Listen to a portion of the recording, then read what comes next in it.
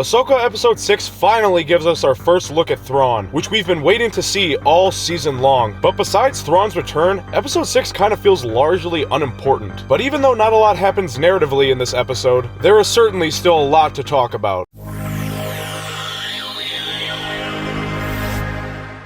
Now, Episode 6 largely feels like a setup type of episode before our season finale coming in Episodes 7 and 8, and because of that, there isn't really a whole lot of content that actually happens. So because of that, what I'm going to do, instead of going scene by scene and talking about it, which is what I normally do, I'm just going to talk about some of my big positive and negative takeaways I got from this episode. So to start off, let's talk about the main talking point from Episode 6, and that, of course, is the live-action debut of Mithral Nerodu, also known as Thrawn. I was actually surprised that Thrawn was even in this episode, if I'm being honest. We are so deep in the season at this point that I thought they'd just put him in the last 2 minutes of the last episode just to really piss us off. But to my surprise, he made it into this episode, and he actually has a lot of screen time. So do I think they portrayed Thrawn well? Well, for the most part, I'd say they did a really good job. Now, it is very early for me to give an opinion on him, because we've only seen him in this one episode so far. We also haven't seen him display yet, I'd say, his defining character trait, which of course is his extreme intelligence during military conflict. But even though we haven't gotten any of that yet, this absolutely feels like Thrawn to me. So they decided to give Thrawn's voice actor from Rebels, Lars Mikkelsen, a chance to portray him in live action, and his performance crosses over to live action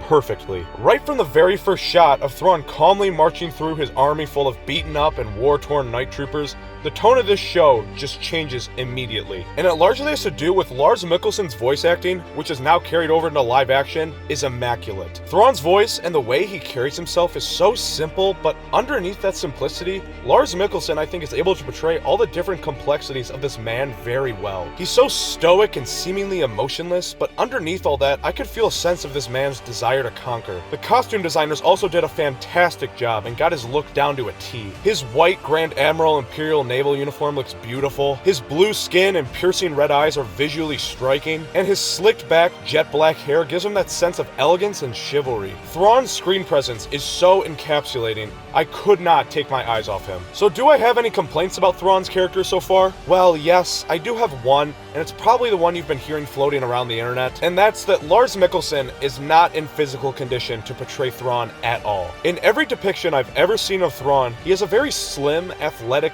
lean, muscular physique. Sure, he may be at the top of the Imperial Navy and never really has to be on the ground or in the grime and grit of individuals fighting, but regardless, Thrawn always took extremely good care of his body and was very knowledgeable of the martial arts. So when I saw those first couple shots of Thrawn and saw he had a barrel on him, I gotta be honest, I was a little disappointed, because that is not how Thrawn is supposed to physically look at all. Now, you could argue that Thrawn did kind of let himself go once they were transported into exile. It has been 10 or 11 years since the end of Rebels Season 4, and obviously a lot can change about a person in that period of time, but if you know anything about Thrawn, you know that he is a hyper-disciplined individual. So it doesn't really make any sense if you're trying to be accurate to Thrawn's mindset that he would ever let himself go like this. So moving on from that, another big key takeaway is everything that happens with Baylan and Shin. Now, I really liked everything that happened with these two this episode because we finally get some clarity as to what Baylan's motivations are. He sounds like he's interested in starting a new type of order. Not like the Jedi or the Sith, but something new. And he's also very interested in the power this planet possesses, which is seemingly driving away the Night Sisters. We also get some pretty vague, but definitely important information about Baylan's backstory and experience with the Jedi Order, his experience when it fell, and his thoughts on the Order now. It makes his character a lot more complex and interesting than it already was before, and I really wish they did more of this throughout this show. Almost all the downtime in this show thus far is dedicated to extremely slow shots of people walking,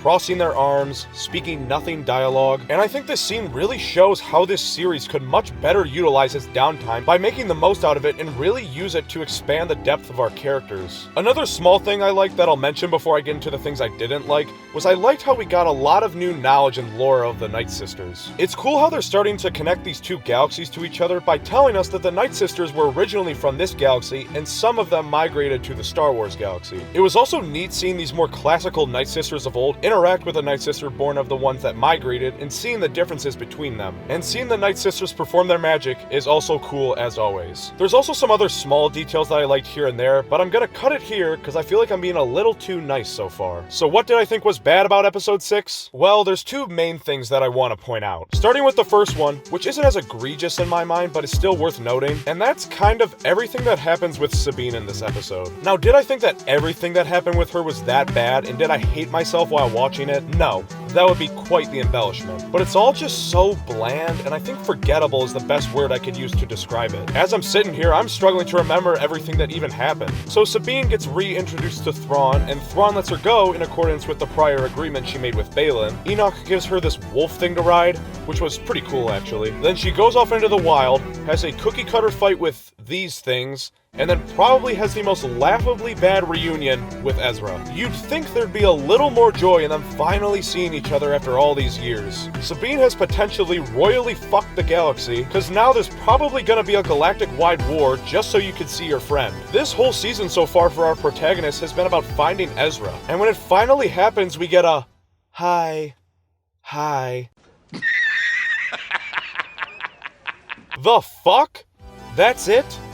God, this show really makes me angry sometimes. But the main problem that I had with this episode, or actually, it's what doesn't happen in this episode, and that's that Ahsoka gets the Book of Boba Fett treatment in her own show. She has a brief opening scene where she talks to Huyang, and then we never see her again for the remainder of the runtime. Are you kidding me? Sure, I understand that maybe in this chapter of the story, Ahsoka may not be the most important, but you gotta find a way to implement her more in a show literally about her, even if that's just every once in a while cutting back to Ahsoka and Huyang. Because this is the Ahsoka show. She should be the main point of interest. Sure, there are other characters and other events going on, but if you're going to make a show titled Ahsoka, you have to make the primary focus of that show about Ahsoka, or else it's going to come across as extremely disingenuous. Remember a couple weeks back when I said this show feels much more like a Star Wars Rebels Season 5 than the Ahsoka show? Well, I'm starting to feel even more and more strongly about that as the weeks go by. And with that, that really kind of ends my big thoughts on episode 6. I don't think this episode was the best or the worst of the season by any means. It was still pretty slow and a lot of stuff was forgettable, but I think it's largely saved by the amount of new lore we get in the introduction